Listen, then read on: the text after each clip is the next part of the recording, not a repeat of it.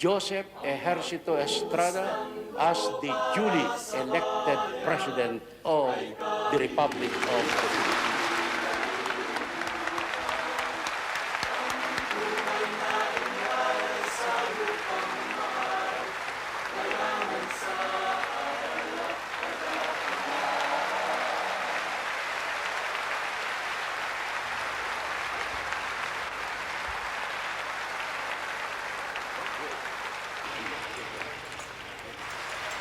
Describe your emotions at this time. Well, my emotion is mixed. I'm so happy. Of course, the people given their trust and confidence in me, especially the masses. And Forward to a really bright future for our country and people. Sa kaisaan ng manggawang Pilipino. Ang problema po ng taga-Bukidnon. Bakit ka ganyan pa? Hindi ka ba masaya sa resulta? Bakit? Ikaw ba ano? Masaya ka ba na nanalo yun?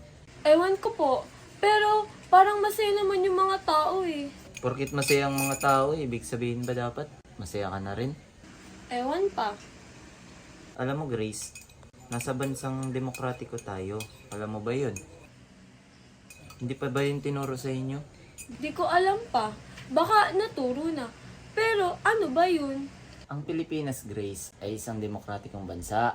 Ibig sabihin, may kalayaan ng bawat mamamayan na magpasya para sa mga sarili nila.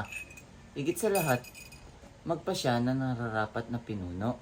Sa kami natin, nakasalalay kung anong klaseng pamamahala ang magwawagi.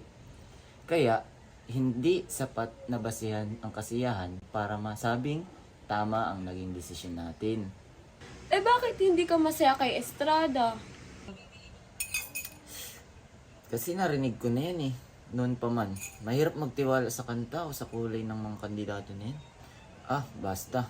Pumunta ka muna doon sa tindahan at bumili ka ng asukal, ang pakla ng kape ko. Okay pa. Ano pre si Estrada no? Grabe ang mga proyekto niya, gaganda. Kaya nga pre, kaya boto talaga ako sa kanya eh. Ikaw ba? Kanino ka? Hindi na ako, Estrada din ako pre.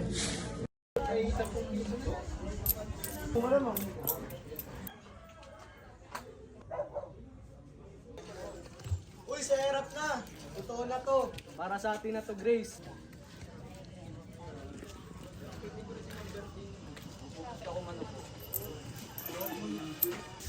Sa wakas nanalo na si Estrada. Ibibili ko nga ng Red Doors. Pero ano tingin mo Estrada? Okay naman yata yun. Kaso may parang pangit sa kanya eh. Tingnan natin kung ano mangyayari. Tingnan lang natin. Pahala siya.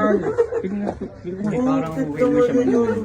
Galing to kay Mayor huwag niyo siyang kalimutan Oh, salamat ah. Uy, Mars, nanalo si Estrada. Buti naman, magmumura na. Ano yan? Kaya nga, buti naman siya nanalo. Isang 1/4 na asukal nga pat isang pandesal.